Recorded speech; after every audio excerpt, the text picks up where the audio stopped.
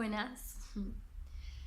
Bueno, hoy quiero hablar de algo que me parece que aplica a todo lo que es la vida en este planeta.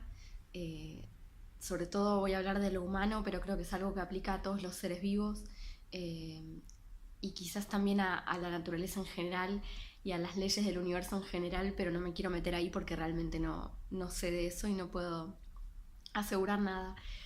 Pero lo que quiero decir es que no existe nada que sea puramente físico. Y estoy hablándolo en todos los aspectos de nuestra vida, al menos. Cuando hablamos, por ejemplo, de un encuentro sexual y hablamos, existe esta cosa social de decir, no, es algo solo físico, no hay emociones involucradas o una cosa así. Eh, Esto es lo que quiero decir, que no existe lo puramente físico, que somos un entero, que somos un organismo integral donde lo mental, lo emocional, lo sentimental, lo corporal, lo social y lo espiritual son todas dimensiones que están involucradas una con otra, que en realidad las dividimos así para poder estudiarlas, para poder entenderlas, porque nuestro cerebro funciona por categorías, pero que en realidad son una misma cosa, un mismo entero, eh, en esto que cada ser humano es, y que no existe lo puramente físico, y que cuando hablamos de un encuentro supuestamente solamente físico, en realidad lo que estamos diciendo es que estamos desconectándonos de algunas dimensiones, de algunos aspectos nuestros, para no sentirlos, para intentar anularlos, cosa que en realidad no se puede hacer. Y entonces justamente lo que requerimos para tener un encuentro supuestamente solo físico es desintegrarnos. Ese entero lo partimos, dejamos de sentirlo como un entero.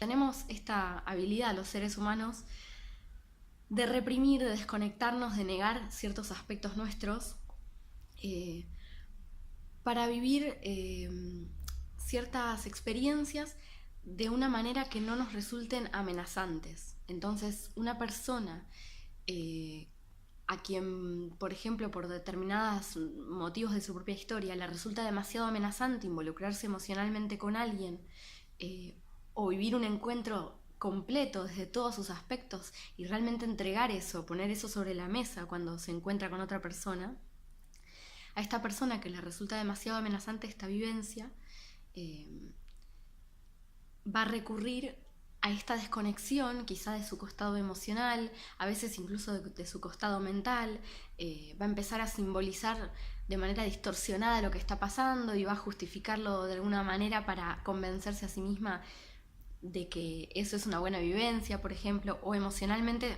se va a desconectar.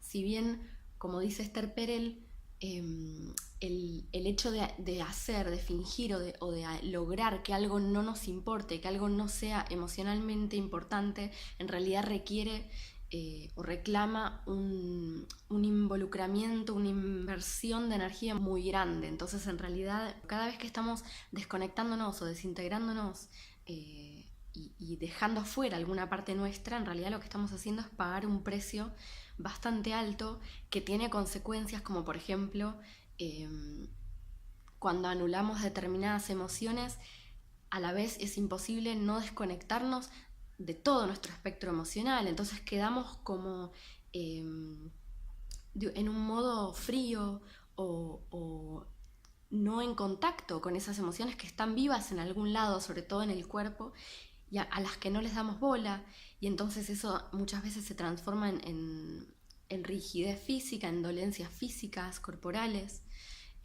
o en, de nuevo, malas interpretaciones mentales para poder que nos cierre de alguna manera intelectualmente eso que estamos viviendo, que no es completo y que no es respetuoso con lo que sentimos, porque es no darle bola a algún aspecto nuestro. Entonces el precio que pagamos por esta desintegración, por esta desconexión, suele ser muy alto, pero tiene que ver en general con un mecanismo de defensa, porque en ese momento quizás resulta demasiado doloroso ver y aceptar esas partes nuestras, integrarlas, darles bola, decir, pero espera, ¿por qué me estoy entregando a esta experiencia si en realidad hay un aspecto mío que no está demasiado en paz con esto? No, mejor lo anulo. Por supuesto, todo esto es un mecanismo inconsciente, pero la actitud sería algo así como, no, mejor anulo esto, porque si le doy bola a esto no voy a poder vivir lo que voy a vivir. porque hay una parte mía que me está diciendo, che, esto no encaja demasiado con nosotros, hay algo que no va. Entonces es como negar esa parte para poder entregarnos a una experiencia que en realidad sabemos en nuestro núcleo que no nos conviene del todo o que hay algo que está medio desencajado. De hecho, cuando negamos, cuando reprimimos aspectos nuestros, cuando nos desconectamos, siempre es porque no tenemos las herramientas para incluir esas partes nuestras, porque quizás no estamos en paz con algunas partes nuestras o no sabemos darles bola, no sabemos respetarlas, no sabemos tomar en cuenta todo lo que nos pasa. Entonces, quizás por presiones sociales o por presiones internas, por mandatos internos de cómo deberíamos estar actuando, cómo deberíamos ser, ignoramos quiénes de verdad somos, porque si escucháramos a esas partes que nos están tratando de decir, che, hay algo acá que no va, nos daríamos cuenta de que en algún aspecto no nos gusta quiénes somos. Y eso es incómodo, es doloroso y nos pide un trabajo sobre nosotros mismos. Y bueno, a veces no estamos dispuestos a hacer ese trabajo. Pero como digo, pagamos un costo muy caro por no ser nosotros mismos, por no escucharnos integralmente. Terminamos viviendo de maneras que no son saludables para nosotros y de maneras que no nos satisfacen profundamente. Y sobre todo cuando hablamos de un encuentro con otra persona, en realidad no es un verdadero encuentro si no estamos ahí con nuestra verdad, con nuestra autenticidad y con nuestra entereza. Entonces, ¿qué es lo que estamos haciendo? ¿Qué es lo que estamos viviendo, ¿no? ¿Cuál es el encuentro si yo estoy, por ejemplo, de cuerpo presente, pero las emociones desconectadas, y fingiendo que es algo puramente físico, cosa que es algo imposible, porque somos indivisibles como ser? En ese caso, ¿dónde está el encuentro? Es una manera de preservarnos y en realidad nos estamos perdiendo la vida, nos estamos perdiendo realmente el intercambio con el otro, porque un encuentro supone contacto con el otro, y contacto implica que yo me dejo afectar por vos y que vos te dejás afectar por mí. Y ese es el contacto mutuo, donde realmente hay un intercambio entre vos y yo y donde hay, como se dice, una reacción química donde el encuentro nos altera, nos modifica a los dos. Y si la vida no es eso, bueno, me da tristeza pensarlo porque me parece como muy pobre vivir sin permitirnos ese verdadero encuentro y el verdadero contacto con el otro, y a partir de un verdadero contacto con uno mismo. Esto creo que se extrapola a todos los aspectos. Agarré el encuentro sexual porque me parece que es algo típicamente, donde socialmente todavía se usa mucho esta cosa de que es algo solamente físico. Entonces cada vez que lo escucho me hace ruido, digo, voy a hacer un video sobre esto, que me parece que es una mentira que nos decimos para no hacer el trabajo de integrarnos. Y me parece que es lo mismo cuando hablamos de que es algo puramente intelectual o puramente mental. No hay nada puramente mental o intelectual. No existe el razonar las cosas solamente y solamente a partir de ahí resolver algo. Yo creo que incluso en los aspectos quizá más duros y puros de la ciencia exacta, el ser humano es un ser inevitablemente físico, emocional y todo lo que dije al principio, y es inevitable que esto juegue.